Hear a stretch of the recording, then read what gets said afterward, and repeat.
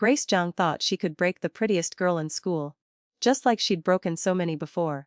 But Sophia Chen wasn't just another victim. She was a master manipulator with resources beyond imagination. In this deadly game of jealousy and vengeance, only one rule matters. Destroy or be destroyed. Please listen to the story. Green tea girl accidentally messed with the wrong person. On the first day of training, the instructor emphasized that discipline was like iron law, hats must be worn straight, uniforms kept neat, and there would be strict inspections every day. Before he could finish speaking, Zhang had already stuck close to the instructor to inspect each person. When it was my turn, she frowned and lifted the corner of her mouth with a smug expression. Report to the instructor, Sophia Chen has violated regulations. I request she be punished with 100 laps around the field. I was born with a face as beautiful as a Barbie doll, small features, sharp lines, looking like I'm already wearing makeup. With long black hair flowing like a waterfall. Hearing Grace speak, the instructor stepped forward, observing from head to toe, then slowly said, "Squad leader, is she dressed according to regulations?" Hearing this, Grace's face turned purple with anger, gritting her teeth.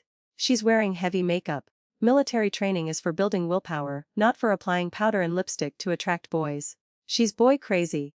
Wanting to hook a rich guy right during military training. I clenched my fists, afraid I couldn't control myself from punching that face a few times. Remembering my promise to my parents. If I could go a whole semester without causing trouble, they would give me the small island I'd always dreamed of. I raised my head and curved my lips in a cold smile. First, I'm not wearing makeup. Second, military training doesn't prohibit makeup.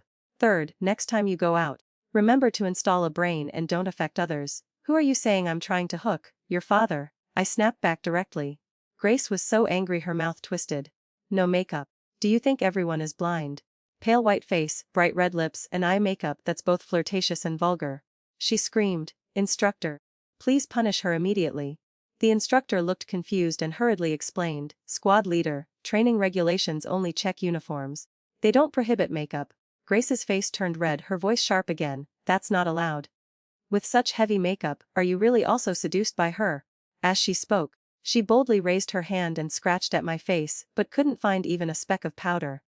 The instructor's face darkened. "Squad leader, she really isn't wearing makeup.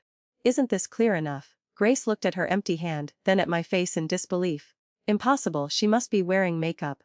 I pouted, spat on my hand, and without saying a word, wiped it directly on her face twice.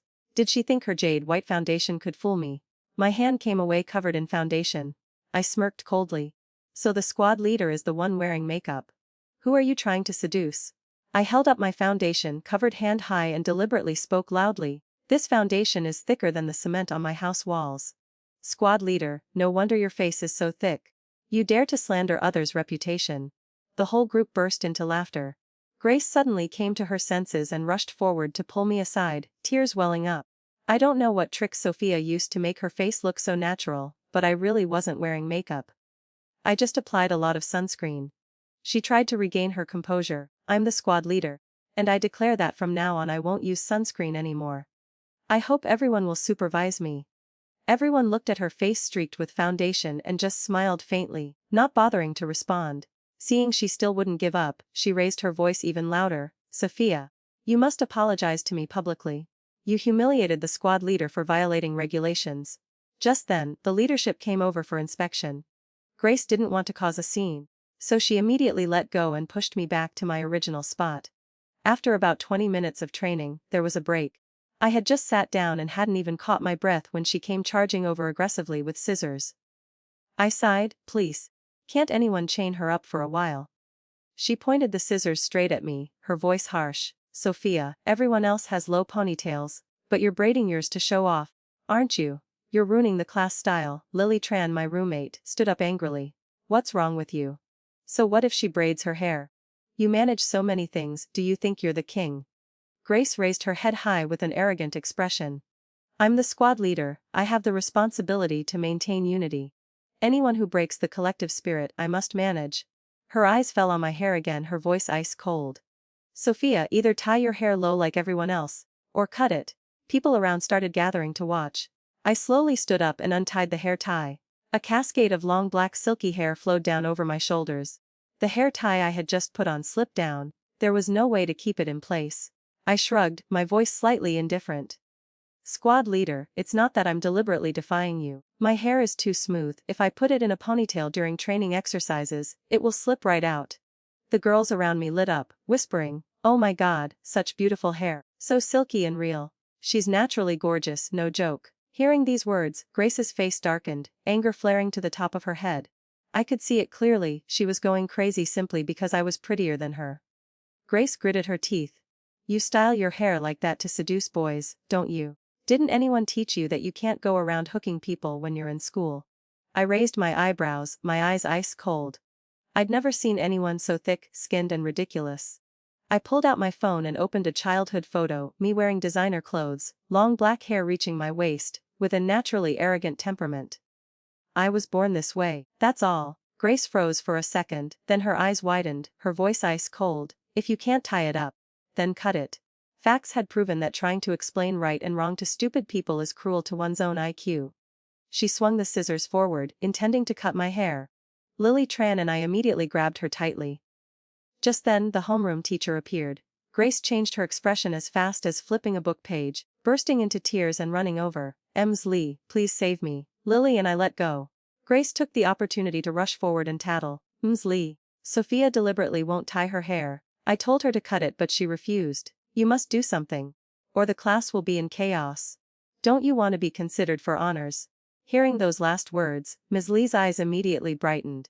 Everyone knew Grace was related to the school leadership. Ms. Lee immediately softened her voice. "Don't cry, Grace. Let me handle this." Grace's eyes swept toward me, full of smugness. Ms. Lee stepped forward, her voice sweet as sugar. "Sophia, the squad leader is just thinking of you. Why don't you cut it a little shorter?" Then she lowered her voice. "If you cooperate, I'll put your name on the outstanding student list. But if you don't listen, I can't help you. If you fail training, you'll have to deal with it yourself. A bunch of crazy people trying to force me. We'll see who's crazier." I burst out laughing until my shoulders shook. Then grabbed my hair and banged my head straight down to the ground. I collapsed on my knees, banging my head repeatedly, of course banging it on my hands for effect. "Teacher, please don't cut my hair, I'm so scared." My voice broke as I cried and screamed. "Squad leader, I just want to train normally. Don't hold scissors, I'm so scared." I raised my head. My eyes wet with tears. "Please forgive me, everyone. I was born this way. If the squad leader is jealous, there's nothing I can do about it." Everyone was stunned by my performance. Grace's scissors fell to the ground. I grabbed them and ran toward the supervisor. "Fine, you want to cut hair. Today everyone has to cut their hair." During lunch enrollment, Grace had bragged in the class group that she was related to school leadership and was immediately appointed squad leader. As squad leader, she established a series of rules. No calling her by name, must call her squad leader, must greet her when seeing her. Everyone pays 500 yuan to the class fund each semester. Anyone dissatisfied can speak up directly. But if caught speaking badly behind her back, the comprehensive evaluation will fail. I'm beautiful, so anyone taking group photos must get my approval first. Ms. Lee responded. "Excellent, very much like a squad leader. Everyone remember to cooperate well with the squad leader." Very good. Because she wanted high evaluations. The whole class was oppressed by her. This time I'll see what else she can evaluate. The supervisor was sitting nearby talking with students. I ran over and grabbed a few strands of his hair that he had combed from left to right, then cut them off with a snip. When the supervisor reacted, his hair was already scattered in the autumn sunlight. A strand of hair flew up like a dandelion with wings, gently carried away by the wind, disappearing before the supervisor's eyes. Ms. Lee was chasing after me from behind. The supervisor roared, "Ms. Lee, what's going on here?" Ms. Lee couldn't explain in time. Just buried her head and chased after me, because my next target was the vice principal. When Ms. Lee caught up, the vice principal's bald head was about to become my target. The instructors formed a barrier to protect the leaders from letting me get close. Ms. Lee stopped there, her face ashen, her dreams of promotion shattered. She grabbed me. At this point I was laughing hysterically, gripping my collar tightly. "Sophia, what do you want? Are you crazy? Do you want to kill me?" I screamed. "Vice principal, save me." The vice principal coughed dryly, his voice hoarse. "Ms. Lee, stop." I was thrown to the ground. Military training was urgently suspended. All students were called to assemble under the stage. I was required to make a public self-criticism. Below was a sea of blackheads. I held the microphone, crying uncontrollably, looking miserable beyond words. The host patted my shoulder to comfort me. "Student, control your emotions a bit. Knowing you're wrong is good. I nodded and collapsed on the stage. I cried while making my self-criticism. I'm sorry, I shouldn't have cut the hair of the vice principal and supervisor. Below the stage, the vice principal and supervisor had faces cold as ice, nodding like garlic cloves. This student has a good attitude in admitting her mistakes, but there's no need to kneel for self-criticism. I didn't pay attention, wiped my tears, and continued.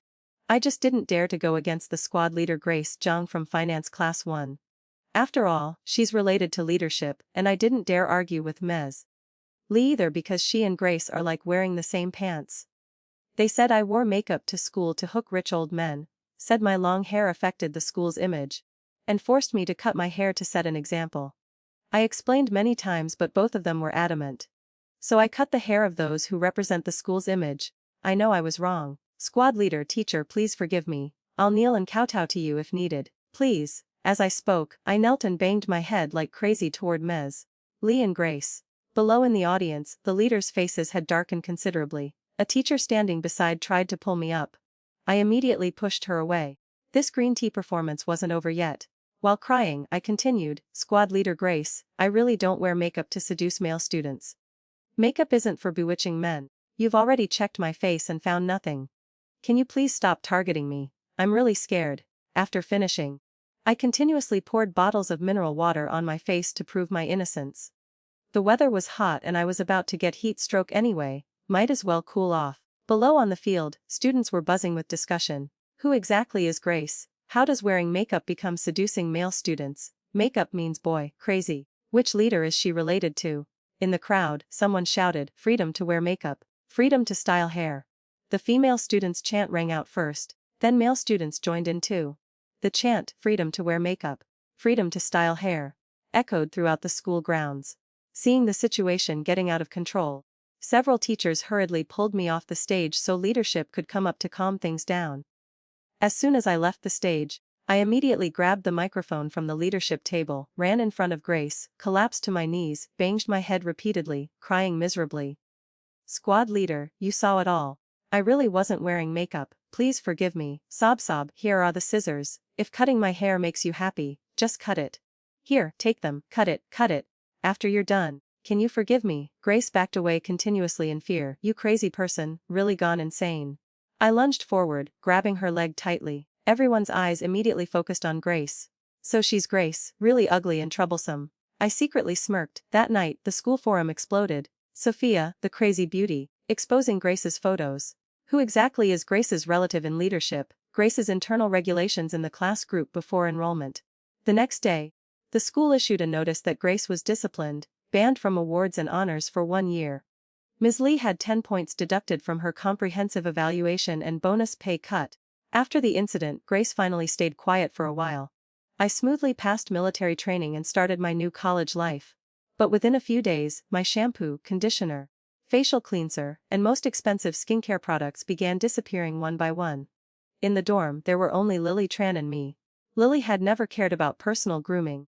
Just washing her face and going to class each day, definitely not her. Grace always used the excuse of hygiene inspections to sneak into our room when we were away, freely rummaging through our belongings. Ms. Lee wanted to please her, so she just turned a blind eye. I immediately bought several sets of hair and face care products that were even more expensive. For the shampoo, I added extremely strong hair loss medication. For the face masks, I posted on my story shampoo and face masks worth tens of thousands. Really amazing, with a selfie. The next day, the facial cleanser and face mask disappeared again. Looking at the camera installed on the door, I smiled slightly with satisfaction. That evening, the dorm door was kicked violently and burst open. I immediately started a live stream as a treat for my fans. Grace charged in holding a handful of fallen hair and my shampoo bottle. Sophia, you did this on purpose, didn't you? I pretended to be shocked. Asked squad leader, why are you holding fake hair? Then my eyes gradually moved upward, finally stopping at her shiny bald head. I quickly covered my mouth, too scared to speak. Squad leader, where's your hair? But your head is really shiny. After saying this, I even gave her a thumbs up in praise. Grace was so angry her veins bulged, throwing the remaining half bottle of shampoo hard on the ground in front of me. She was really too reckless, using up half a bottle in one go. You deliberately put hair loss medicine in the shampoo, didn't you? You're playing me. I bent down to pick up the shampoo bottle, my eyes immediately turning red. Squad leader, why is my shampoo with you? Grace's expression didn't change, calmly saying, I just borrowed a little. I posted in the class group before school started. Everyone should help each other. Really shameless to the max. Being squad leader and daring to steal people's property. That's called stealing, using without permission. What did you say? Grace flew into a rage and lunged to grab my hair. I immediately banged my head on the desk in front to save my life. Grace wants to kill someone. At this point, over 100,000 people were watching the livestream and the number was still rising rapidly. I cried miserably. Squad leader Grace, please forgive me. How could I know you would just take it without asking? That was what I bought for my cat. I'm sorry, I apologize. After saying this, I suddenly stood up and bowed to her repeatedly. Each bow I used my forehead to hit her chin hard. Grace wanted to push me away but couldn't. It wasn't until Ms. Lee rushed over that she could pull me away. After hearing the whole story, Ms. Lee immediately sided with Grace. Sophia, you put medicine in the shampoo. If the school investigates, you could be expelled. I looked surprised. I just bought shampoo for cats. With Ms. Lee backing her up, Grace's confidence soared. You're really lying without blinking. Who uses hair loss shampoo for cats? Do you think people are stupid? I turned and went to the balcony, bringing in a cat without a single hair. Ms. Lee was speechless. Grace stared at me, grinding her teeth, leaning close to Ms. Lee to whisper, Ms. Lee, you must get justice for me. My uncle said there might be an additional promotion quota this year. Ms. Lee's eyelid twitched. Sophia, you were wrong first. Now you must pay for Grace's treatment, then this matter can be overlooked. Grace added, no, she also has to compensate me 30,000 yuan for emotional distress. Did she really think rich people were all stupid? Without saying much, I immediately picked up my phone and dialed 110. A bunch of thieves stole shampoo worth tens of thousands of yuan. The crime of stealing high-value items is enough to constitute a criminal offense. Seeing the situation, Lee immediately panicked. Sophia, hurry up and cancel the police call. Such a small matter doesn't need to be blown up like this. It's just a bottle of shampoo, the police won't care when they come. Seeing I remained silent, Ms. Lee's face darkened. If you do this, it will affect the school's reputation and could affect your graduation. Again threatening me with graduation. I raised my head, tears streaming down. Then Ms. Lee, please compensate me for the shampoo and I'll cancel the police call. Ms. Lee gritted her teeth and bit her lip. Isn't it just a bottle of shampoo? How much? 18,000. What, more expensive than my monthly salary? Then she glanced at Grace, I can't handle this matter anymore. Deal with it yourself. Seeing this, Grace had no choice but to follow through and started playing the rogue. I just borrowed it. I remember telling you about it. Do you have any evidence that I stole it? I threw out a video clip clearly showing Grace secretly using a wire to pick the lock of my room. As squad leader, she had absolutely no right to inspect dorms without permission. But every time she wanted to borrow students' expensive items, she would use the excuse of hygiene inspection, secretly opening doors with wire. Others had reported this to Ms. Lee, but she didn't care at all. Grace is the squad leader thinking of the collective, helping everyone improve hygiene awareness. You should be grateful for the squad leader's silent dedication. Helplessly, everyone had to store valuables in safes, and those who had reported to the teacher were retaliated against by Grace one by one. Looking at the video from the camera at my door, Grace collapsed and sat down hard. Sophia, I'm sorry, I didn't know that shampoo was so expensive. I'll compensate, can I compensate? She opened wallet after wallet, adding them up couldn't even make 8,000 yuan. Then crawled over to hug my leg, crying desperately. I found it disgusting and kicked her away, casually picking up the phone that was live streaming. Do you babies want to keep watching the developments? Drop some hearts. Livestream exposing freeloaders here. When the police arrived, Grace immediately turned to bite Ms. Lee. Officers, I didn't enter the dorm without permission. Ms. Lee agreed to let me inspect hygiene. She gave me the authority, I was just following instructions. It's all her fault. After saying this, she even showed the chat between her and Ms. Lee. Ms. Lee, can I inspect the dorms? To remind everyone to maintain hygiene. Good class hygiene will also help your promotion. You're the squad leader, arrange it yourself, keep it up. After the police heard this, Ms. Lee was furious. Obviously you caused trouble, now you want to drag me down with you. She lunged forward to grab Grace's collar, giving her a resounding slap. You little wretch. How much trouble have I cleaned up for you? Get rid of that leader's relative label. I don't want that promotion anymore. She was about to hit again but was stopped by the police. Grace, Ms. Lee and I were taken to the station. Grace cried bitterly with grievance. I'm a dedicated squad leader for the collective, just borrowing some shampoo. What's wrong with that? The police watched the video in silence for a while. In the clip, Grace was sneakily using wire to pick locks and rummaging around everywhere. So rich, huh? Let me see what shampoo you use that makes your hair so beautiful, always seducing boys. Then taking my shampoo, a whole box of face masks. In another segment, she even grabbed my hair and banged my head hard against the desk. Her behavior already constituted school bullying with clear evidence. Grace learned from me and also plopped down on her knees in front of the police, then started crying frantically, wailing and banging her head.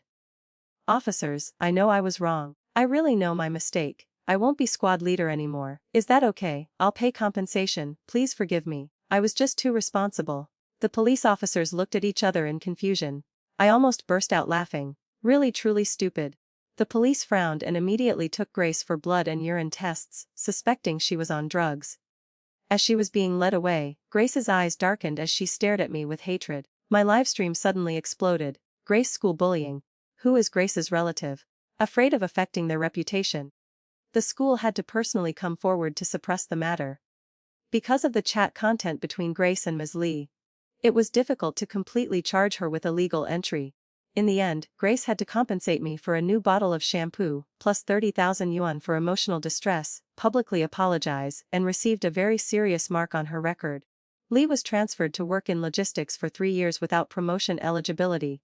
After that, our class got Mr. Kim as advisor, taking over the homeroom teacher role. After Grace returned to school, she was no longer squad leader and was much quieter, except every time I passed by her room, there was always a smell of Oreos wafting out. Sophia's face masks must be really effective. Grace, what are you doing? It stinks. Her roommate shouted. Grace snorted coldly. Heemph, you poor thing. What do you know? I heard that every day she would seriously apply my Oreo face mask for exactly 1 hour, telling herself, women must know how to pamper themselves. Only her poor roommates. Soon enough, Grace had absorbed the smell and become a walking, talking authentic Oreo. Everyone avoided her when they saw her, but she held her head even higher, thinking she was too beautiful and scaring people away. 2 months later, the school organized a costume ball. Grace kept telling all the girls in the class group that attending the ball would earn bonus points. There will be super handsome guys too. Lily Tran told me that Grace kept asking around to see if I was going. If that's the case, then I naturally had to play along to the end. As soon as I arrived at the ball venue, Grace had styled her hair differently, wore a mask, walked straight up to me, and handed me a glass of wine. Little sister, here alone. Have a drink. Great, she wanted to play the villain in novels again. I frequently attended rich kids' parties. I'd encountered plenty of jealous, scheming people like this, which is how I developed my skills. In 10th grade, a pervert tried to lift my skirt. I beat him half to death. In 11th grade, at a party someone spiked my drink with drugs. I punched him straight to the ICU. Usually too, anyone who didn't submit, I'd beat up directly. My parents were so worried they were scared, repeatedly advising me to be less violent and promising that if I could live peacefully for 1 college semester, they'd buy me the island I liked most for me to manage myself. For that island, I had washed my hands of violence. Looking at the wine glass, I smiled and gently placed it on the table. A flash of anger passed through her eyes. I took her hand and said gently, thank you for the wine, but it's cold here, and your hands are cold too. Here's a scarf I'm giving you. I was planning to leave early anyway. Grace looked at the scarf with the luxury brand logo, her eyes immediately brightening. You're really giving it to me? Really? I smiled gently and nodded, gently draping the scarf around her, conveniently covering the 2 wine glasses. After wrapping it up, Grace emotionally raised the wine glass. Thank you. Cheers. I also smiled, raising the other glass, taking a sip, then turning to leave. At the door, I turned back to look. Grace was already staggering and swaying. A male student caught her just in time. I smiled and left the venue.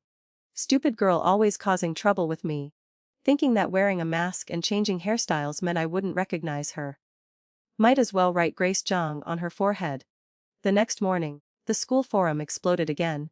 Photos of Grace sleeping in the same bed as Luke Wilson spread everywhere. Luke was a sophomore guy, the kind of narcissistic mediocre type with poor character but bad personality. He'd been infatuated with Grace for a long time. Grace didn't like him at all, but kept stringing him along, making him buy breakfast, lunch, dinner, umbrella service when it rained, shade when it was sunny, using this as a measure of her personal charm. Looking at those unwatchable photos, I could only wish the two of them 100 years of happiness. In the first period of the morning, Grace didn't come to class. Right after the second period ended, she rushed into the classroom, walking up to me under everyone's strange gazes. "Sophia, you devil. You ruined my reputation," Grace screamed while trying to hit me. I immediately grabbed her wrist and gave her 2 resounding slaps. Grace was so angry she grabbed a chair nearby, intending to hit me with it, but was held back by several male students. Grace cried and laughed like a madwoman. "How impressive. Sophia. Just 2 months into school and you've already hooked a bunch of guys." The whole class was disgusted. "What are you talking about? Don't you know how to shut your mouth? Grace must be crazy." I tied up my hair, calmly walked over, smiled sweetly and slapped her mouth hard. "If you don't know how to speak, this mouth is useless anyway." Grace still stubbornly screamed accusations at me. "Sophia, you and Luke conspired to drug me, took photos of me. Just wait to go to jail." As soon as she finished speaking, everyone looked at me with shocked eyes. I had to stop and plug the USB into the projector. On the screen, a video showed the scene before the ball. At the backstage of the venue, Grace was talking to Luke. "Remember clearly, the girl wearing the designer scarf is Sophia. Later I'll put drugs in her wine. After you're done with her, she'll be completely ruined. Let's see if she still dares to act superior. After a girl loses her virginity, no rich family's son will want her anymore. Want to fight with me? Dream on." Luke obediently nodded. "Grace, what about our thing?" Grace said impatiently. "After it's done, you won't be left out." After she left, Luke smirked lecherously and followed her. The video ended, and everyone understood the truth. Luke drank the wrong wine and got into the wrong bed, then planned to use this to blackmail Grace into dating him. I looked at Grace, my face sad, tears streaming down. "Grace, I never offended you. Why did you do this? Sob, why be so vicious? If I hadn't helped the teacher fix the equipment and discovered the broken camera, I might have been completely ruined." After saying this, I buried my head on the desk crying breathlessly. Classmates gathered around to comfort me. Grace was beaten up badly by several male students. It wasn't until the principal's shout that everything stopped. Grace looked toward the door, saw the principal making rounds. Her eyes immediately lit up. "Uncle, save me." Grace struggled up and staggered toward the principal. The whole class was in an uproar. "What? The principal is her relative. Sophia is doomed." Principal Zhang frowned and looked carefully. "You are Principal Zhang. I'm the cousin of your sister, in-law's daughter's aunt's great niece on your maternal side." The whole class fell silent. Everyone was stunned. Finally understanding that Grace was the kind whose family connection was 8 generations removed and might not even be real. I wiped my tears and walked up to Principal Zhang. "Principal Zhang, please protect me from Grace. Since enrollment, she's always bullied me, and now she wants to hire someone to ruin my reputation. My classmates can all testify." After saying this, I tilted my head, my voice desperate. "Principal, the Wei-In building is the tallest on campus, right?" I smiled with tears in my eyes. "I heard the wind is strong up there, very beautiful scenery. I want to go up there to get some air, calm down a bit." 2 streams of tears fell as I turned to walk out of the classroom. The principal's hands shook as he pulled me back. "Child, don't think wildly. The school will handle everything fairly. We will be responsible for every student." I pretended to faint. A few days later, the disciplinary decision was announced. Grace was expelled for multiple violations, sentenced to 1.5 years in prison for inciting crime. Luke, as an accomplice, was also expelled and sentenced to 1 year in prison. The day the two were led away by police, I sent a message to my former homeroom teacher. She wore a baseball cap, standing in the crowd, surprisingly the first person to throw a rotten egg at Grace. Then came all kinds of rotten vegetables, dirty water, rotten eggs and curses. Grace was submerged in the crowd's anger. Later I learned that since middle school, Grace had liked to isolate and bully classmates. In every dorm she'd lived in, there had been girls who became depressed and jumped from buildings. Some were class flowers, some were top students. Everyone thought they were under academic pressure and psychologically weak, so they committed suicide. Who knew they were all driven to desperation by Grace? She would taunt and curse them daily, deliberately stir up trouble in front of teachers to create pressure. Like this, she pushed people into the abyss one by one. From beginning to end, she was a devil in angel's clothing. Without Grace and Luke, my college life became extremely peaceful. I also stopped hitting anyone. Although Grace's incident caused a sensation, the fault wasn't mine, so naturally it didn't count as violating my promise. At the end of the first semester, my parents kept their word and bought me Dog Head Island as a reward. I renamed it Bobo Island, which sounds much cuter. On the island, I planted all my favorite flowers. During holidays, I invited my roommate and best friends to fully enjoy the free and easy life. A year later, Luke completed his sentence. I heard that after getting out of prison, he set up a small stall outside the prison, selling sandwich bread. To help his pathetic stall survive without starving, I sent people to buy his bread every day, ensuring he wouldn't starve to death but couldn't get rich either. Sometimes I'd hire actors to come chat and reminisce about the happy days before he was sent to prison. Finally, the day Grace completed her sentence arrived. Luke closed his stall early, put on a mask and secretly followed Grace to a deserted riverside. Before she could see clearly, Luke had already rushed forward and pushed her hard into the water. "Grace, it's all your fault. You made me go to prison in my youth, ruined my future. And my mother died of anger because of you. You deserve to die." Seeing Grace struggling in the water, Luke was afraid someone would discover them. So he picked up a brick from the roadside and threw it straight at her head. The river surface immediately turned red. Grace slowly sank down. Luke stood frozen for a few seconds, then burst into maniacal laughter. "Finally, I got my revenge." Then he turned and went to the police station to turn himself in. Hearing the news from my bodyguard, I slightly curved my lips in a smile. From now on, my college life will truly be peaceful. Here is the second story. I wore a red gown at the New Year's party, unaware it would be my last as Mrs. Cross. My husband's first love had returned, and everyone expected me to beg and cling. Instead, I signed the divorce papers with a smile.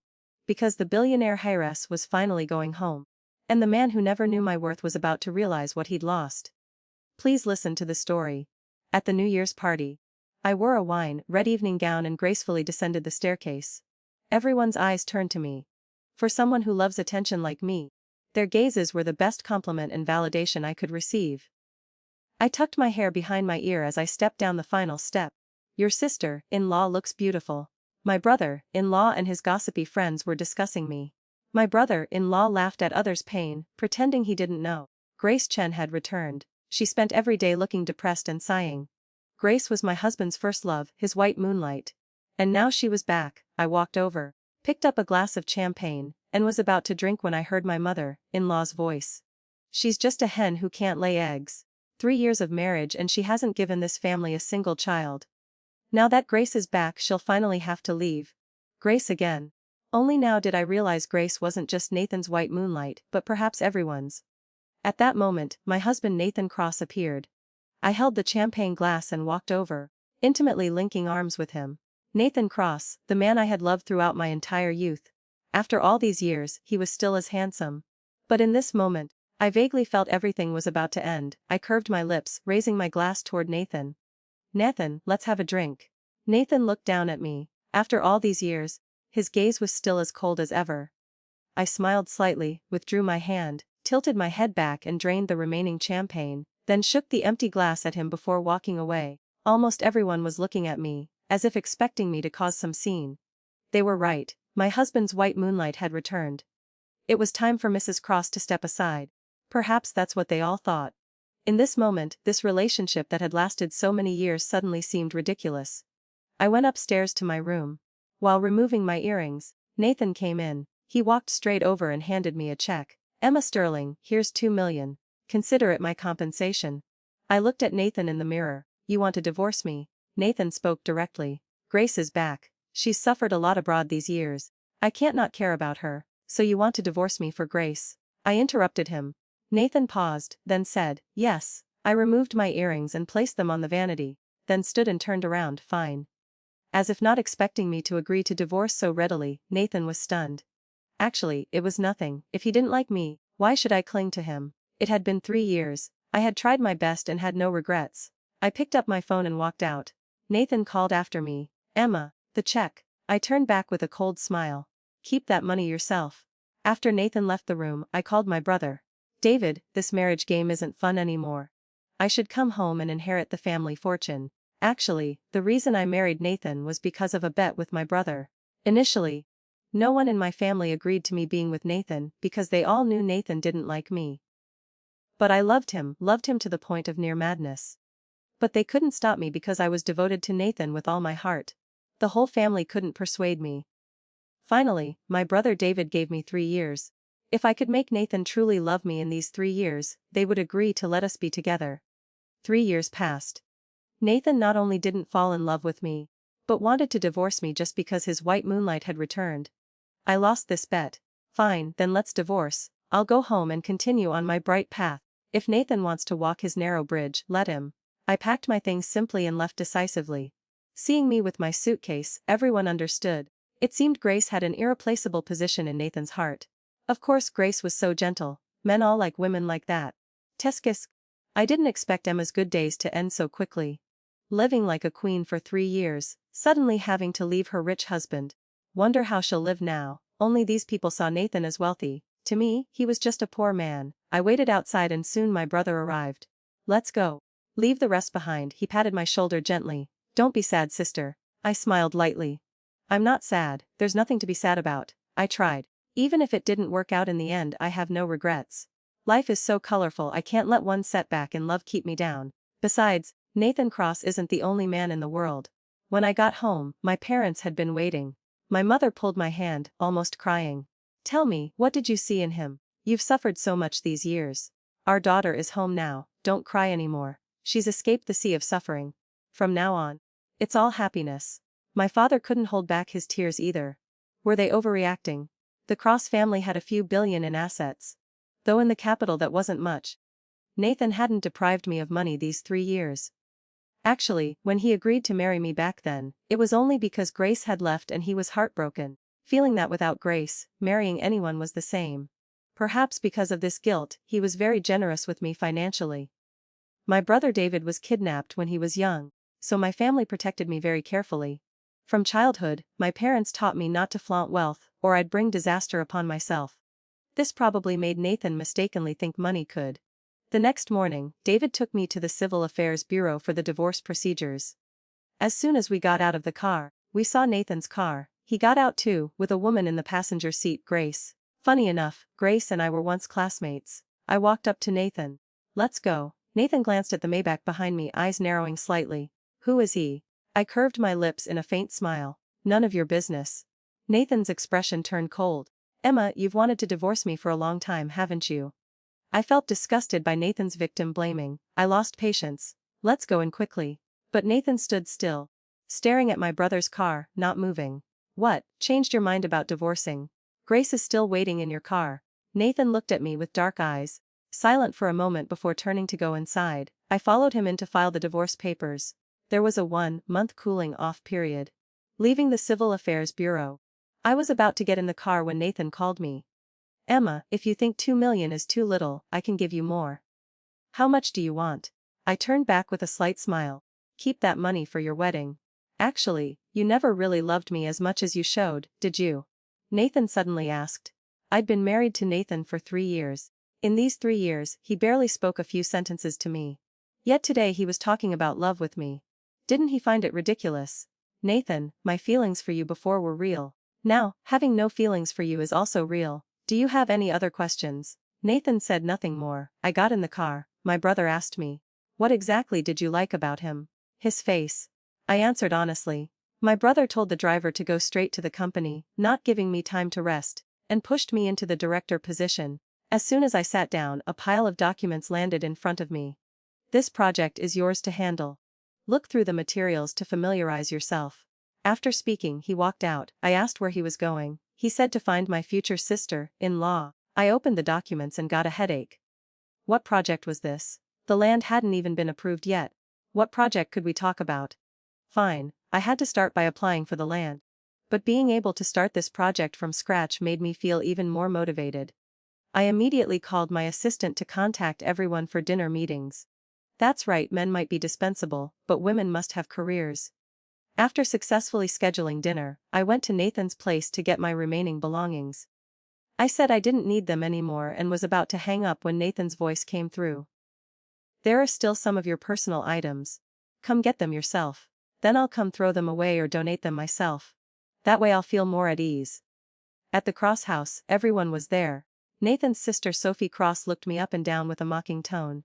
Oh sister-in-law found another rich guy so quickly. That outfit looks expensive. I looked down at this set, less than 3 million, yet it was considered luxurious. Are you very poor? Sophie was speechless. Sister. I ignored her. Leading my people upstairs to pack everything, then told them to donate it all. These were all things I bought with my own money. As for the money Nathan had given me before. After going downstairs I told Nathan, the money you gave me before, I kept it all in the bank card in the bedside drawer. Nathan froze, his expression somewhat strange.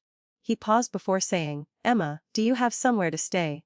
I turned to look at him but said nothing, just left. Of course I had a place to stay. My house was next to the palace. Outside, I saw another familiar face, Grace. She looked like she'd been crying. Seeing me, she immediately avoided me. I didn't greet her either. As I was leaving, I heard the servants gossiping. That Grace has such thick skin, crying like that without shame. If she didn't cry and make a scene, would Mr. Cross agree to clear out his wife's things to make room for her? Unbelievable what Mr. Cross is thinking. His wife is so beautiful. The wife is so pitiful. Grace is just the mistress. Poor. I heard Mr. Cross gave his wife a lot of compensation money. Isn't that better than a man? I nodded in agreement. Right, money is much better than Nathan Cross.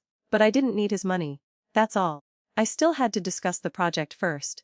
At 8 p.m., I was waiting in the restaurant's private room. 5 minutes later, the relevant department head arrived, my Uncle Lee. I invited Uncle Lee to dinner, naturally wanting him to approve the land for me. But why did he bring an irrelevant person? Uncle Lee smiled at me. Emma, let me introduce you. This is Alexander Hart, CEO of Shoe Corporation. Mr. Hart, this is Emma, the young lady of Wanching Group's chairman. Alexander looked at me with a slight smile, extending his hand toward me. Hello, Miss Sterling, long time no see. Uncle Lee was surprised. Oh, you two know each other. I adjusted my emotions and smiled, nodding as I shook hands with Alexander. Yes, we went to the same university. Mr. Hart, long time no see. Uncle Lee seemed a bit awkward, as if he wanted us to compete against each other. Initially, I was determined to get that land. But I didn't expect my competitor to be Alexander. Back in school, this guy was even scolded by me once. In college, Alexander was a famous boss figure throughout the capital. Not only did he dominate our school, but even students from other schools were beaten into submission by him. This had nothing to do with me. I scolded him because he always bullied Nathan Cross. Nathan studied very well, was the academic star of our school. He not only didn't rely on his family but used his own abilities to win a full scholarship, bringing many honors to our school. Alexander was jealous of Nathan, so he always found ways to make things difficult and bully him.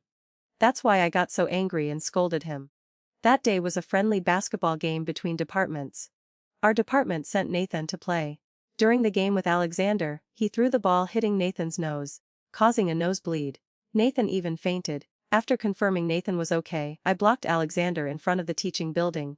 Alexander, I know if I ask you to apologize to Nathan, you definitely won't go, but that's fine, Nathan doesn't need it either. But you're an adult now, you should be more mature. Don't wander around like a thug all day. At that time, I absolutely couldn't have imagined there would be a day when Alexander and I would meet again in this way. What a twist of fate. To be honest, I wanted to withdraw a bit. Clearly, I was someone who loved to compete. No, I should fight. I stood up and poured Uncle Lee a glass of wine. Uncle Lee, let me toast you first. Uncle Lee drank the wine, then laughed. Emma, I heard from your father yesterday that you've returned to the family company. He used to complain to me, saying your brother only cared about his own company and you wouldn't come back. He was worried sick. Now that you're back, your father can finally relax. I smiled and nodded. Yes, from now on I'll take over the company. I'll need Uncle Lee's help even more in the future. Uncle Lee glanced at Alexander, changing the subject. By the way, Emma, do you have a boyfriend? I sensed Alexander's gaze. Back then, everyone in school knew about me pursuing Nathan. Alexander couldn't possibly not know. To avoid confrontation with Alexander, I decided to completely clear up my relationship with Nathan. In fact, we would soon have no relationship anyway, currently going through divorce procedures. The cooling off period is 1 month. Uncle Lee nodded in surprise, changing the subject again. But actually, it wasn't necessary. Marriage wasn't my weakness. After 3 rounds of discussion, we started talking business. The Hart family was already wealthy. Don't be fooled by the outside world. Everyone says my brother is the richest in the capital, but in reality, the truly wealthy ones are like the Hart family. In their eyes, the wealth rankings mean nothing, so I was a bit worried I couldn't compete with Alexander. Unexpectedly, Alexander said, "If you want this land, then I'll withdraw." Are you serious? I got the land. After seeing Uncle Lee off to his car, I turned back to look at Alexander beside me. Alexander was also looking at me. After so many years apart, he had become much more mature and refined than before. Moreover, I suddenly realized Alexander was even more handsome than Nathan. Back then, the reason I hated him was first because he kept targeting Nathan, being Nathan's mortal enemy, and another reason was his bad reputation. But thinking carefully now, Alexander had no grudge against me. I curved my lips in a skillful smile. Senior, thank you, I'll treat you to dinner sometime. Alexander smiled meaningfully. No need. It's a small matter, besides I only lost this but gained something else. I was very surprised. I didn't expect Alexander to have changed so much. He didn't hold a grudge about me scolding him back then, and didn't compete with me for the land. I was truly grateful to him. If he said so, I could only smile and nod at him. Then got in my car and went home. Throughout the following period I was busy with the project. Everything else was thrown to the back of my mind. It was only when my mother reminded me about the divorce that I remembered. I immediately messaged Nathan on WeChat, arranging to meet at the Civil Affairs Bureau tomorrow morning. The next day, my brother drove me there again. He stayed in the car. Nathan also arrived with Grace. This time Grace got out too. She smiled and walked toward me. Her whole person looked vibrant, her complexion much better than before. Emma, long time no see. I curved my lips. Not that long, I saw you last month. I looked at Nathan again. Let's go in and sign. After taking 2 steps, I realized Nathan wasn't following. I turned back to see him still standing there. I was getting impatient. Nathan, hurry up, Grace gently pushed Nathan. At this point Nathan finally walked toward me. We went into the Civil Affairs Bureau together. When signing, Nathan held the pen in his hand but hesitated for a long time without signing. I completely lost patience. Nathan, don't force me to get someone to press you to sign. Suddenly Nathan laughed coldly. You're so eager to divorce me. Does this person have a problem? Clearly he was the one who wanted to divorce me for another woman. Why should I cry and beg him? I called my brother to bring some people in. Nathan's eyes widened slightly, then he gritted his teeth and signed his name. After stamping, I finally got the divorce certificate. As soon as we got outside, my brother came forward. What's wrong? Nothing. Let's go. I linked arms with him and left. Emma, I wish you smooth sailing in the future. Take care of yourself. Nathan said meaningfully from behind, leaving me speechless. I sighed. Whose youth doesn't encounter a few fools? After getting in the car, my brother asked me again. What did he mean by that? I shrugged. I don't know. He's been having nervous episodes lately. But we don't need to meet anymore. My brother patted me gently. That's good. Right, how's the project progressing? I heard you got the land. Well done. Speaking of this, I really had to thank Alexander for not competing with me. The phone suddenly rang. It was Alexander calling. Junior, are you free tonight? You still owe me a dinner. I quickly agreed. Of course I have time. If I could build a good relationship with Alexander, wouldn't my future business path be even smoother? My brother saw me so happy and smiled too. Who was that? Alexander. Alexander. My brother was very surprised but quickly understood. No wonder you got it so easily. I fell silent, pursing my lips. My divorce from Nathan is our business, it has nothing to do with Alexander. Don't be like Nathan, acting like I'm having an affair. Suddenly my brother narrowed his eyes. Nathan said that. I shook my head. Who knows what he's thinking? My brother laughed coldly. That brat will regret it someday. I didn't care if he regretted it or not. At 7:30 p.m. Alexander and I sat facing each other in the restaurant. Alexander raised his wine glass, smiling. Congratulations. I also quickly raised my glass. I should thank you for giving in to me. I tilted my head slightly to drink, then heard Alexander say, congratulations on your divorce. I almost choked. It was the first time I'd heard someone congratulate someone on a divorce. Alexander raised an eyebrow. What, still attached to your ex-husband? I put down my wine glass. No. The corner of Alexander's mouth curved up slightly as if appreciating me. But why did he look so happy? Well, while everyone was in good spirits, I'd hug this big thigh. I cleared my throat and tentatively asked, Senior, what were you planning to do with that land? Alexander smiled. Wanted to invest in an industrial park. Wasn't that coincidentally the same as my project? So, Senior, are you interested in cooperating with me? Alexander gently stroked his wineglass, looking at me meaningfully. Sure. He agreed so quickly. I was a bit suspicious, wondering if he wanted to paralyze me first then take revenge. But a great businessman's vision must be very broad. I couldn't judge a gentleman with a petty mind. Alexander and I ate while talking. As soon as I opened my mouth, I knew he was an expert. Following the big boss, sooner or later I'd surpass my brother. I was secretly pleased. I even didn't notice the corners of my mouth kept turning up. Finally, Alexander asked softly, so happy. I was about to nod but came to my senses. I couldn't appear too inferior in front of him. So I suppressed my urge to smile, seriously nodding. Of course. Being able to cooperate with the famous Mr. Hart in the business world, how could I not be happy? Alexander laughed softly, tilting his head to look out the window. The curve at the corner of his mouth seemed even deeper. You find me funny. All right. Indeed, you and I aren't on the same level. It's all because after graduating, I didn't go to work, so I don't have the aura. From now on, I must closely follow in the footsteps of Mr. Hart. After finishing dinner and going outside, Alexander said, "Where do you live? I'll drive you home." I quickly refused. "No need, my driver is outside." "Don't be so polite. We're old acquaintances and we'll be working together in the future. Just call me by my name," Alexander suggested in a low voice. "Call me Alex? Or Alexander?" I couldn't say it. After so many years I'd always called Nathan by his full name. "Why?" Alexander smiled slightly. "Well, I tried to open my mouth. But I still couldn't say those two words." A bit embarrassed. "I should still call you senior, it's also very intimate." Alexander nodded slightly. "Then I won't be polite either." Emma. Those two words seemed to roll on the tip of his tongue. Why did it sound so smooth? In the end, Alexander still drove me home. In the car, Alexander said a lot. I sat beside him like an elementary school student getting private tutoring. The big boss was indeed a big boss. As soon as he opened his mouth, you could see the difference. I couldn't help but look at him intently, so intently that even I didn't realize it. Suddenly Alexander leaned close to me, his thin lips parting slightly, gently calling my name. "Emma." I was startled and suddenly came back to my senses, my cheeks burning hot.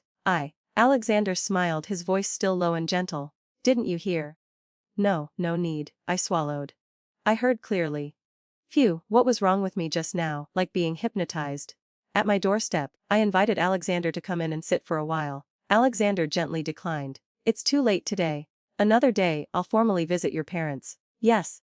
Goodbye," I waved to Alexander as he drove away. Walking into the courtyard, the more I thought about it, the stranger it felt. Formally visit my parents. Today Alexander was really strange. Back in my bedroom I messaged my future sister-in-law, also my best friend Lily. "Lily, do you remember Alexander?" After a while, Lily video called me. "Why are you suddenly thinking about Alexander?" Behind her, my brother was pacing back and forth, not sure what he was doing. I looked behind Lily. Lily smiled. "Your brother is cooking. His hands and feet are so clumsy, I don't know if it'll be edible."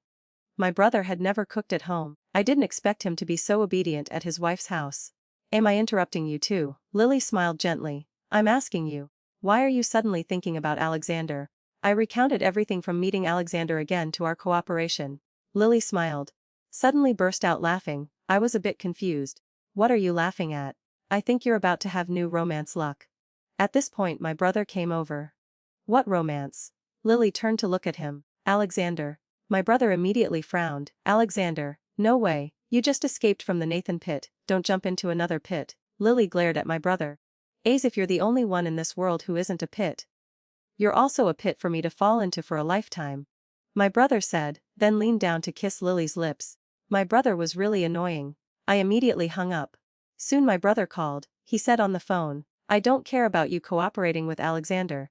That's a good thing, but Alexander, like his name, has deep schemes that are hard to fathom. You can't just look at people by their appearance. Haven't you fallen enough with Nathan?" As if I was crazy. The day of the land handover, Alexander and I went together to inspect it. Near noon, Alexander asked me what I wanted to eat. I was very happy. First, the land handover went very smoothly. Second, this cooperation with Alexander taught me a lot. He had wider connections than me, so I could rely on him a bit in this aspect. So I asked him back, "What do you want to eat?" Alexander smiled slightly. "You're treating, of course." Half an hour later at the restaurant, after ordering, Alexander suddenly called my name. "Emma." Every time he called me like that, I got goosebumps. My nickname at home was Little Dew. Alexander could be said to be the first person to call me like this, and the only one. Though it was a small thing, I felt it was very ambiguous. I looked up at him. "The other side is about to open. We need to pay more attention. Do you need to go out again recently?" I collected my wandering thoughts and shook my head. "For now, I'm only in charge of this project, can't go out." "Then let's keep in touch and exchange opinions. When Alexander spoke, his tone was smooth and melodious, as if with hooks. Why had the former school bully now become like this? Senior, can I ask you a somewhat personal question? Alexander looked at me with deep eyes. Yes, but there must be give and take. Indeed, a businessman, not willing to lose even a bit. I quietly cleared my throat. I just wanted to ask, do you have a girlfriend now? Alexander smiled lazily. Why, want to pursue me? No, no. I waved my hands repeatedly. This was a big misunderstanding. I just wanted to hug Alexander's thigh, nothing else. But Alexander now was indeed the man standing at the top of the pyramid. Whether family background or personal ability, all very attractive. I'm just a bit curious. No? Alexander answered. I was quite surprised. Alexander wasn't young anymore. Why didn't he have a girlfriend? Could it be because he devoted all his energy to work? I'm the same now. Speaking of some personal matters, I felt the distance between us had been pulled a bit closer. Seems I still owed Alexander an apology. Senior, I'm sorry for what I said to you back then. Alexander raised an eyebrow slightly. What words? Well then, I still shouldn't mention it. After all, I didn't want to remind him of the good things I'd done. I smiled and shook my head, changing the subject. When we were in school, I never saw you dating anyone. Senior, didn't you like anyone? Alexander looked at me intently. I did. There's someone I've liked since college until now. I gaped slightly. I didn't expect Alexander to be so devoted. Then are you two together? Alexander still looked at me intently. Soon, really, then congratulations. I was genuinely happy for Alexander. But why did his expression darken? I hadn't said anything wrong. Alexander lazily leaned back in his chair. I nodded. Why did you and Nathan divorce? I smiled faintly. He didn't like me, so we divorced. Do you still like him? Not anymore. I knew clearly what I was saying. Actually, my feelings for Nathan didn't disappear the moment he proposed divorce. From age 17 I fell in love with Nathan at first sight. Until this year at 25 I divorced Nathan. Throughout these 8 years, my love had been worn away by his coldness. Unrequited love was like a burden on my shoulders. So after completely letting go, I felt relieved. Alexander's expression gradually improved, with a hint of a smile. You deserve someone better, he doesn't deserve you. The industrial park was being built vigorously. Every few days Alexander would ask me to go inspect it. I didn't understand had supervision become so strict now. Today we went to inspect again, then Alexander said he wanted to treat me to dinner. We'd already eaten many meals together recently. When I got home, Lily came. Seeing Alexander drop me off, she teased. You've been seeing Alexander a lot lately. We're cooperating on a project. Of course we need to meet frequently. But Lily's words reminded me. That's right. If he really had to compete, Alexander could have gotten that land. This reminded me. Right, if I really had to compete with Alexander, there's a 90% chance I couldn't win. What else did Alexander say back then?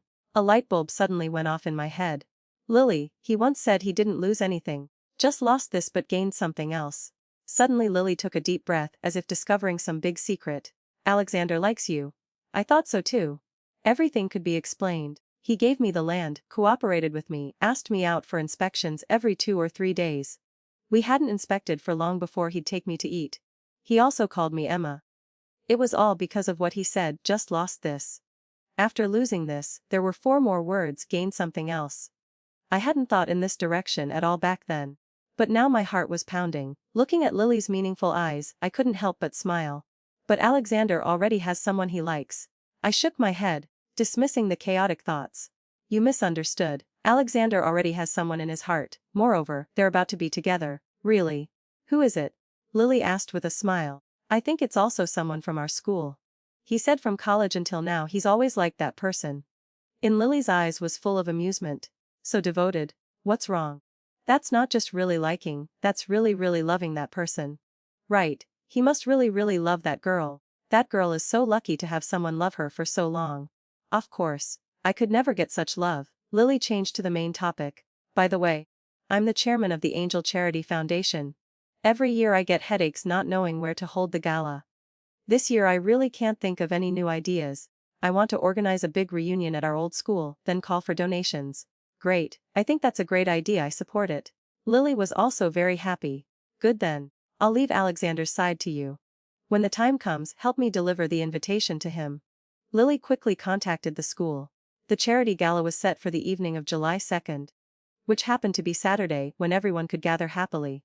I had chosen my dress a week in advance. My brother had it custom made at Giorgio Armani for me half a year ago. I was standing in front of the mirror admiring myself. My brother called from outside the door, urging, "Sister, hurry up. Your sister-in-law is the main character today. Come early to see if you can help with anything." Since my brother liked Lily, my position as his sister in his heart had plummeted. But I was their matchmaker. I picked up my dress and walked out. "Why aren't you going with Lily?" My brother pulled my hand, walking quickly. "Your sister-in-law has arrived. Hurry up." It had been a long time since I'd been back to school. The school hadn't changed much, just had a few new buildings. After getting out of the car, my brother pointed to a building not far away. That was donated by Alexander. It was him. We walked into the administration building. My brother said, "I heard your sister-in-law say Alexander has feelings for you." "No, he already has someone he likes. Liked for many, many years." My brother suddenly stopped. "Nathan and Grace will also come tonight." I wasn't surprised. After all, everyone was classmates. My brother looked at me for a while, then smiled. "Good. Let's go in. I've completely let go of Nathan." "What are you smiling about?" "Seeing you've completely let go of Nathan. I'm happy for you. I let him go long ago." "Is that so?" At the door of the banquet hall, I linked arms with my brother. "Tonight your sister-in-law will definitely be busy. I'll reluctantly be your dance partner." My brother shook my hand off. "No need, I'll go find Lily." "Hey, you're really going to leave me here alone?" I quickly chased after him. "Then I'll go with you. I'm bored alone." My brother was about to say something when suddenly I heard someone calling my name. "Emma." I looked toward the voice and saw Grace linking arms with Nathan walking over. Really, these two could be considered a talented and beautiful couple, quite a good match. Grace looked me up and down, then said mockingly, "Oh, Emma found another rich guy so quickly. This outfit on you is also expensive." I looked down. This one wasn't even 3 million. And it's considered luxurious. "Are you very poor?" Sophie was speechless. "Sister." I didn't pay attention to her anymore, leading my people upstairs to pack all my things. Then told them to donate it all. These were all bought with my own money. As for the money Nathan had given me before, I placed it in the bedside drawer. Nathan was stunned, his expression somewhat different. He paused before saying, "Emma, where are you staying now?" I turned to look at him but said nothing, just left. Of course I have a place to stay. My house is next to the palace. Leaving the door, I saw another acquaintance, Grace. She looked like she'd just been crying. Seeing me, she immediately avoided me. I didn't greet her either. When going out, I heard the servants gossiping. "That Grace is so thick-skinned. Crying like that, isn't she ashamed?" If she didn't cry and make a scene, would Mr. Cross agree to clear out his wife's things to make room for her? I don't understand what Mr. Cross is thinking. His wife is so beautiful. The wife is really pitiful. Grace is just a mistress. Pitiful. I heard Mr. Cross gave his wife quite a bit of compensation money. Isn't that better than a man? I nodded in agreement. That's right, money is much better than Nathan. But I don't need his money. That's all, I had to discuss the project first. At 8 p.m., I was waiting in the restaurant's private room. 5 minutes later, the relevant department head arrived. It was my Uncle Lee. I invited Uncle Lee to dinner, naturally wanting him to approve the land for me. But why did he bring an unrelated person? Uncle Lee smiled at me. "Emma, let me introduce you. This is Alexander, CEO of Shoe Corporation. Mr. Hart, this is Emma, daughter of Wancheng Group's chairman." Alexander looked at me with a slight smile, extending his hand. "Hello, Miss Sterling. Long time no see." Uncle Lee was very surprised. "Oh, you two know each other." I adjusted my emotions, smiled and nodded, shaking hands with Alexander. "Yes, we went to the same university." "Mr. Hart, long time no see." Uncle Lee seemed a bit awkward, as if he wanted us to compete against each other. Originally, I was determined to get this land. But I didn't expect my competitor to be Alexander. Back in school, this guy had been scolded by me. But that's all irrelevant now. When I was still in school, Alexander was jealous of Nathan's academic excellence and always bullied him. So I had angrily scolded him once. That day was a friendly basketball game between departments. When our department sent Nathan to play against Alexander, he threw the ball, hitting Nathan's nose, causing him to bleed and faint. After confirming Nathan was okay, I blocked Alexander in front of the teaching building. I told him off properly. Now looking back, who could have imagined we'd meet again like this? It's truly fate. Uncle Lee tried to ease the awkward atmosphere.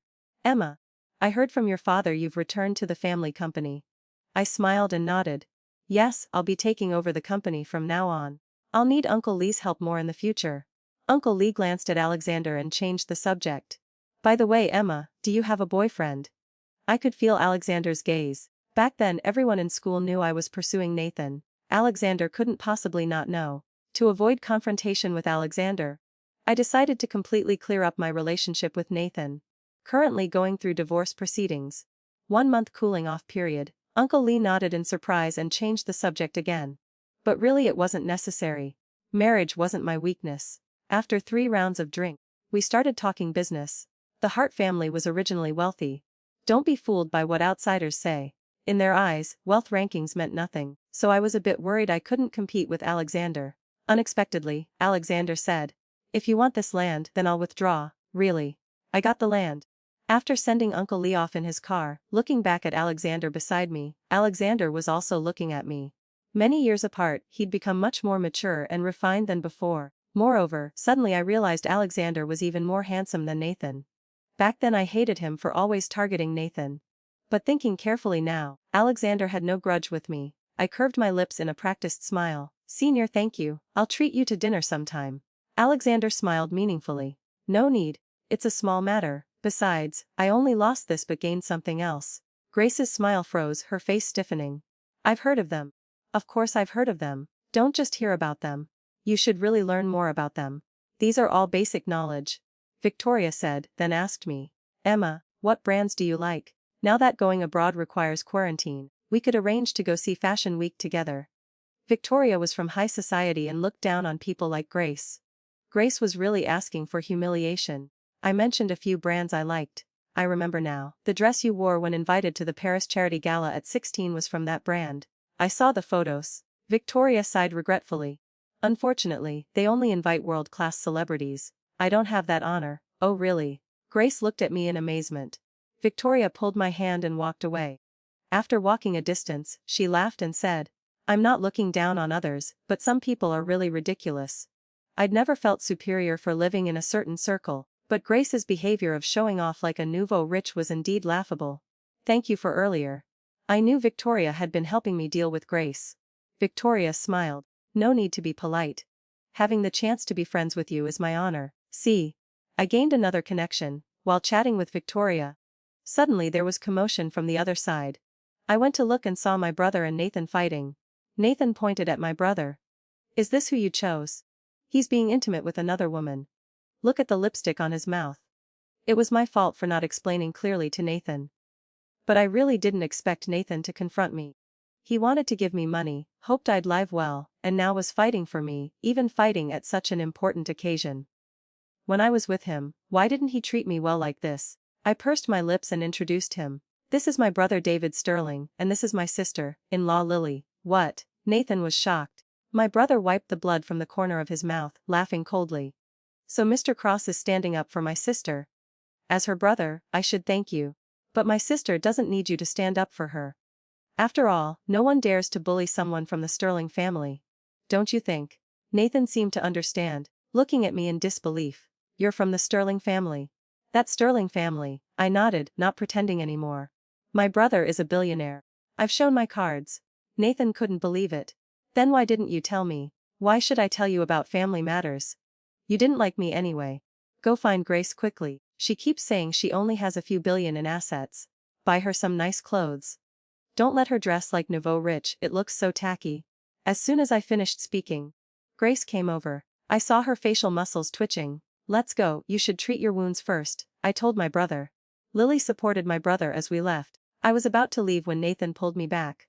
"Emma, don't worry, this is just a normal charity gala. Everyone here is old classmates. I came just to contribute. This won't spread outside."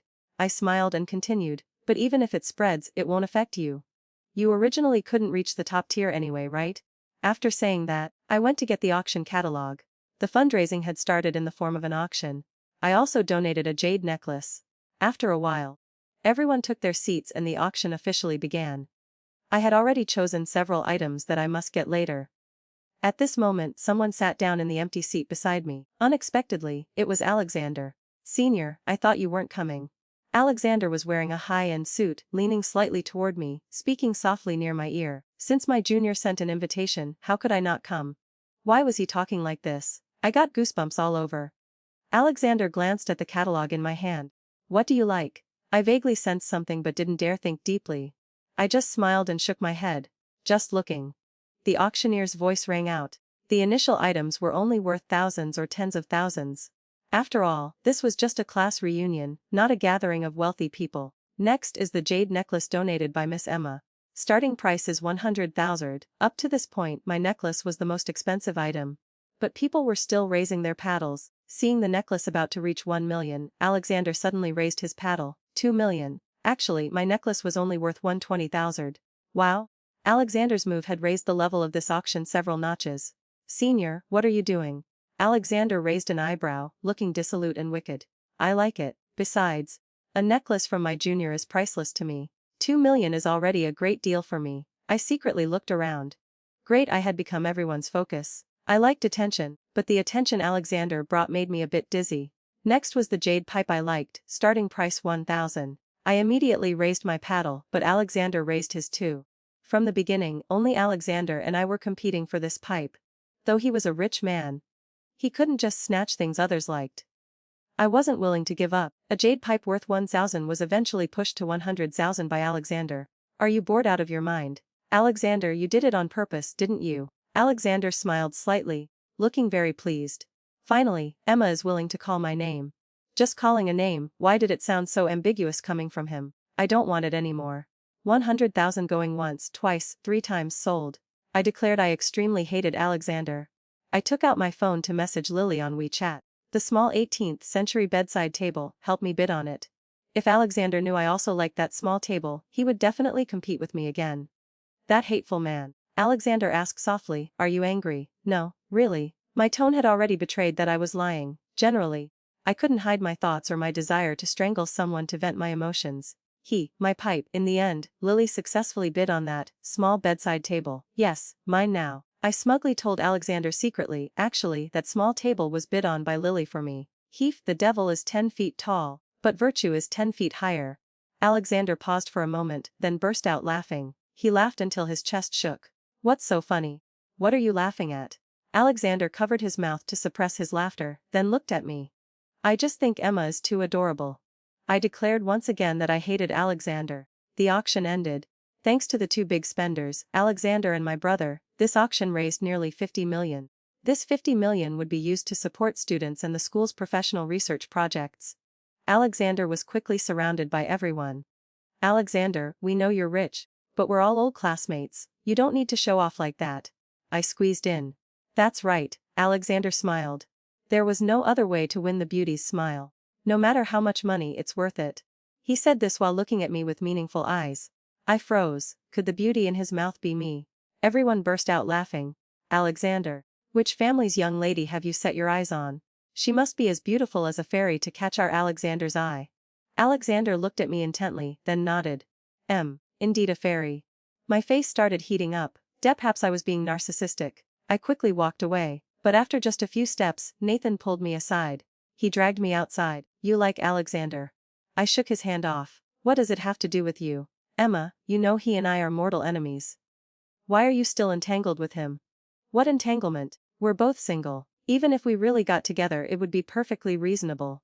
What business is it of yours? A lazy voice sounded. Not just reasonable, but natural. I turned to see Alexander walking over. Grace followed behind him. Nathan. Grace strode over. What's going on? Nathan stared at Alexander without speaking. Grace's face clearly showed anger as she glared at me. Emma, you and Nathan are already divorced. No matter how you entangle with him, it's useless. Me entangle with Nathan. I found it laughable. I haven't even called you a homewrecker, and you're criticizing me. What homewrecker? Don't speak so harshly. Grace lowered her head, sniffling as if greatly wronged. So disgusting. She really was a white lotus. I'm just stating facts. During the 3 years I was married to Nathan, dare you say you two never secretly met? What you did when meeting? I don't need to spell out. Emma. Nathan just opened his mouth when I cut him off. And you, Nathan. Initially I wanted us to part on good terms, but it seems you don't think so. If you really have the guts to confront me, then fine. I won't go easy on a terrible man like you. After saying that, I walked past them and left. As soon as I got to my brother's car, I heard Alexander's voice from behind. Emma, need help. I'd also be happy to deal with scumbag men and cheap women. I turned to glare at him. You're just like them, only knowing how to bully me. You even competed for that pipe with me. Alexander, Emma hates me. Alexander. The next morning when I woke up, I regretted it immensely. Why did I lose my temper at Alexander last night? He only took one pipe from me. Better than Nathan and Grace by far. Could I have offended Mr. Hart? I sighed and picked up my phone, yet Alexander had messaged me on WeChat, coming to inspect the site tomorrow. See you at 11, inspecting again. Inspecting 3 or 4 times a week. The contractor was about to go crazy. I immediately replied, yes. I got out of bed, got ready for a while, then went for breakfast. At the breakfast table, my father was reading the newspaper while asking, "How are things going with you and Alexander recently?" "What do you mean how? What could there be between him and me?" My father put down the newspaper. "The project matter?" "Oh, it's fine. Just started. Everything's going quite smoothly. No problems so far for now." My father nodded satisfied, telling my mother, "Our daughter is getting better and better. Once this project is completed, she'll be established at the company. Let's see who dares say our daughter is just a pretty vase." I knew some people at the company weren't convinced by me, saying I only had looks and background. Father was right, I had to do this project well. As soon as I arrived at the construction site, Alexander's handsome face appeared before me. He smiled and asked, still angry. "No," I said honestly. "Nathan and Grace weren't worth my anger." As for Alexander, I didn't want to argue with him. Who could refuse the charm of a rich man? Really not angry. Alexander glanced at his watch. "Then let's go, I'll treat you to lunch." "Why lunch again? We haven't even inspected yet." Alexander raised an eyebrow. "If I didn't say inspection, would you come out to meet me?" I felt vague again. He kept saying things like this, making me unable to help thinking wildly. But I didn't want to be narcissistic. Besides, didn't he already have someone in his heart? I was a bit annoyed, turning to walk toward the car. Alexander strode after me, blocking my way. "Why are you angry again? Still about yesterday's pipe?" He smiled, taking my hand. His other hand produced an exquisite small box from behind his back and placed it in my hand. I opened it to look. It was indeed the jade pipe I liked from yesterday's charity auction. "What are you trying to do?" "Alexander. Originally I wanted to win the beauty's favor, but now it seems I've angered the beauty instead. I knew that beauty was me. I was already beautiful, but I wouldn't easily accept this pipe. Return it to you." "I don't need it." I acted coy. Alexander smiled slightly. "Really don't need it." I lifted my chin, looking elsewhere. "Don't need means don't need." Alexander clicked his tongue. "Alright, seems the pipe won't work. Then I'll have to offer myself instead." I could now be certain of one thing, Alexander liked me. But I had once scolded him for Nathan. Lily suddenly remembered something. "You said, why did Alexander keep targeting Nathan?" "So that's why." She just asked, and I realized it too. "Do you like him?" Lily asked. I pondered for a moment, then shook my head. "Don't know. I really didn't know." "Let's not talk about it, I just want to work well now." Lily, right, what's the deal with Grace? I saw in the group chat that many people were mocking her. Victoria said something. I smiled slightly. Isn't she with Nathan now? Maybe her living standard has improved a bit. At the charity party, she even dared to mock the dress I wore as being from a small brand, not as luxurious as hers. Lily smiled. "I think she's like how I was when I first got with your brother. Knowing nothing about your world, it was too hard to fit in. You and Grace aren't the same. Besides, you never needed to try hard to fit in with them. They should be begging to get close to you." Lily had never acted superior just because she could be with my brother. Unlike Grace, who always displayed nouveau rich behavior, my phone suddenly rang. It was a WeChat message from Alexander. "Want to have dinner together tonight?" "Not going." "Alexander. Then what should I do to get you to have dinner with me?" "Let me think about it, I'll tell you after thinking." Alexander sent a crying sticker. "I'm so heartbroken." Such smooth talk. I threw my phone aside and continued chatting with Lily. In the evening, my brother came home and cooked an elaborate meal for us. Thanks to Lily's blessing, I got to taste my brother's cooking skills. After dinner, Lily said, "Don't go home tonight, it's too late." I sat cross-legged on the sofa flipping through fashion magazines. I wasn't planning to go home anyway. My brother, stay in the downstairs room. He really was my real brother. The phone rang again. Still a WeChat message from Alexander. It was a photo, a portion of fried fish and a glass of champagne. "You won't have dinner with me, so I can only have a simple meal. Not appetizing at all." Oh please, this person. Not appetizing yet still drinking champagne. "Alexander, come over. I'll take out the good wine for you to drink. Drink as much as you want, it'll be on me." Alexander, perfect timing. Perfect timing for what? I wouldn't pay attention to him anymore. After a while Alexander sent another message. Angry, he called me directly. I hung up and blocked him. Alexander blocked me. I put my phone aside and continued reading the magazine. Every once in a while the phone would ring. He was really persistent. When I went to bed, I finally opened his WeChat to look.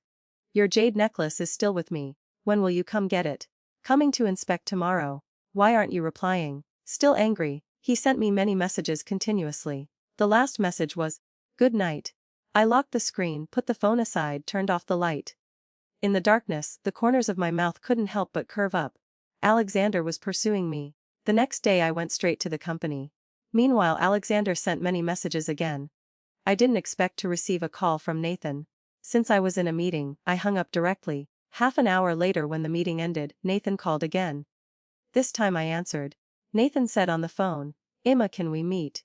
I flipped through the proposal while saying, don't worry. As long as you manage Grace carefully and don't let her bother me anymore, I won't do anything to you. Nathan was silent for a few seconds, his voice lowering. I just want to clarify some things with you. I was confused. What do we have left to clarify? I don't know, but I don't want to see you. I hung up directly. Alexander's WeChat came again. I bought 2 movie tickets. When you get off work, I'll pick you up. What? I hadn't agreed to date him yet, and he'd already bought movie tickets. What was he trying to do? I still didn't reply to him. At this moment my father walked in. Daughter, Dad has to go on a business trip to Shanghai. I nodded. Yes. Leave the company to me, Dad, don't worry. My father coughed lightly. Actually, leaving it to Dad would work too. What do you mean? No. Isn't the company always managed by Dad? Why? My father. Then you'll have to go on the business trip for Dad. My brother ignored me. My father was setting traps for me again. I couldn't stay in this house anymore. On this trip, I was gone for half a month before returning. To celebrate my successful completion of my first business trip, my parents even specially organized a party for me. I give up. In their eyes, was I so useless before? Just one business trip was worth celebrating. Seems I had really disappointed my parents before because of Nathan.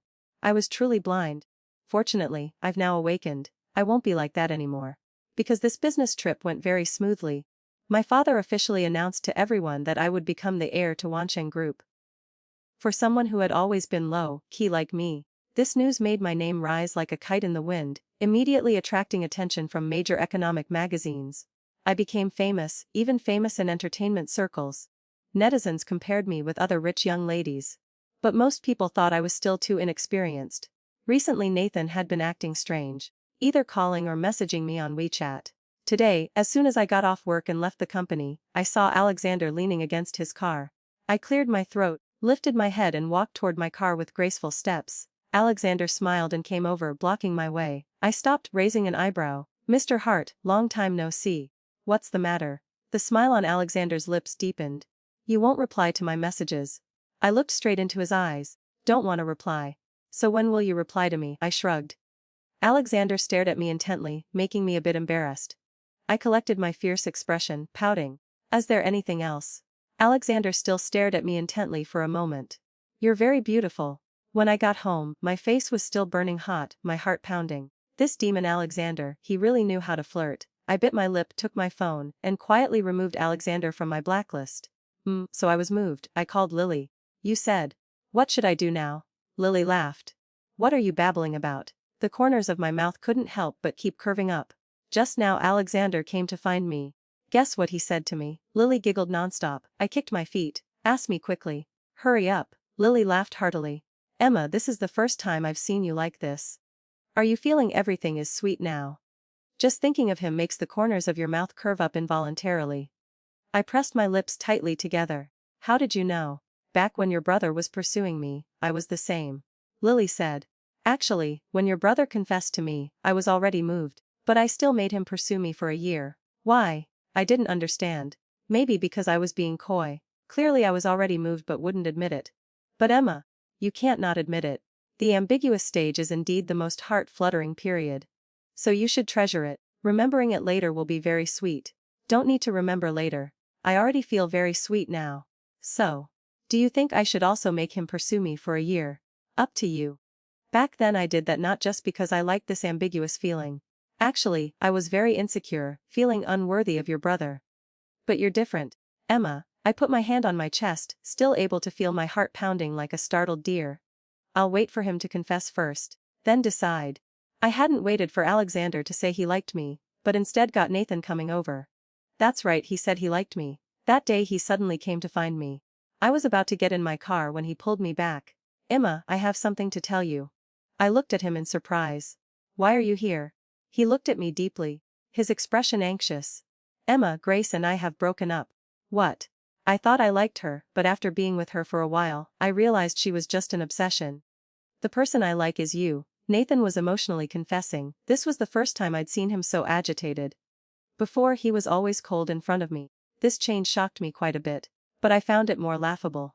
Really? Then that's unfortunate. I don't like you anymore. Nathan's eyes became pained. You like Alexander now, don't you? This has nothing to do with you. I pulled my hand back. Nathan, I've said it before. Let's part peacefully. Don't come looking for me anymore. Can you give me a chance? I'm begging you, Emma. I really regret it. Actually, I've liked you for a long time. Do you remember sophomore year when I had appendicitis and was hospitalized? You stayed with me all night. I'll never forget that day. Actually, every day you were with me, I remember clearly. I hate myself so much. Why did I clearly realize my feelings for you but refuse to admit it? Emma, it's all in the past, I sighed. Nathan, we can't be together. Nathan's sudden confession shocked me immensely. The person I had loved throughout my entire youth suddenly told me he loved me too. Suddenly I really wanted to laugh. Perhaps this was fate's joke.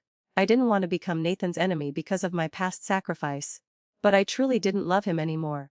I had really let him go. Nathan, goodbye. Also goodbye to my youth. I'm only 25, still in my youth. After rejecting Nathan, I felt relieved and called Lily to go eat, then went home with her. Near 8 p.m. my brother suddenly sent me a video. I opened it to see two people fighting. After a moment I realized it was Alexander and Nathan. Alexander, who used to be the school boss, knocked Nathan to the ground in just a few moves. He pointed at Nathan. You still have the face to come back.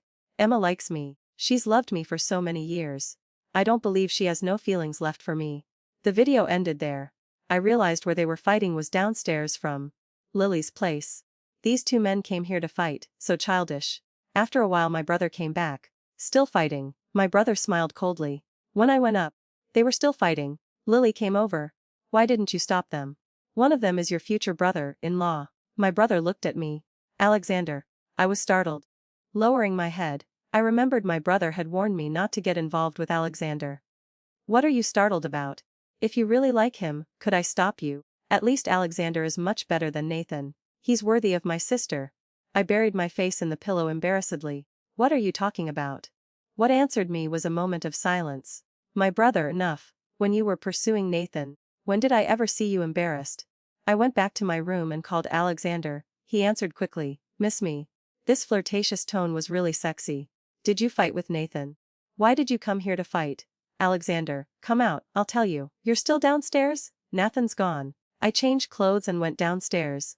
Under the streetlight, only Alexander was there. I approached and saw clearly that Alexander had a bruise on his cheek. You're only injured this little. Suddenly he pulled me into his arms, lowering his head to kiss me intensely. I couldn't escape. My heart pounded violently, my legs trembling. After a long while Alexander finally released me. His voice was hoarse. Emma, I can't wait anymore. You can hit me, or let me pursue you for a lifetime, that's fine too. But I want to exercise my husband's rights first, because you'll definitely be mine. The domineering CEO indeed lived up to his reputation. Alright then, I'll allow you to pursue me, Alexander. I laughed, then went to Lily's to get ointment, treated Alexander's wound, then let him go home. When lying in bed, he sent me a message, My dear wife, I love you. Finally he confessed. But who's your wife? Alexander, you're not easy to pursue. The next day while washing my face and looking in the mirror, I noticed the corners of my mouth kept curving up. I seemed to like Alexander too. Fine, I'd go inspect with him today. But halfway there, I received a call from Grace. She asked to meet me. As soon as we met, Grace grabbed my hand, crying pitifully. Emma, you have everything. Please don't compete with me for Nathan, okay? I'm begging you. I pushed Grace's hand away. I don't need Nathan anymore, he's yours. If you have the ability, keep him. If not, it has nothing to do with me. After saying that I walked past her and left. Emma, you're just a bit luckier than me. Actually, you're nothing special. I didn't deny it, but I also silently agreed.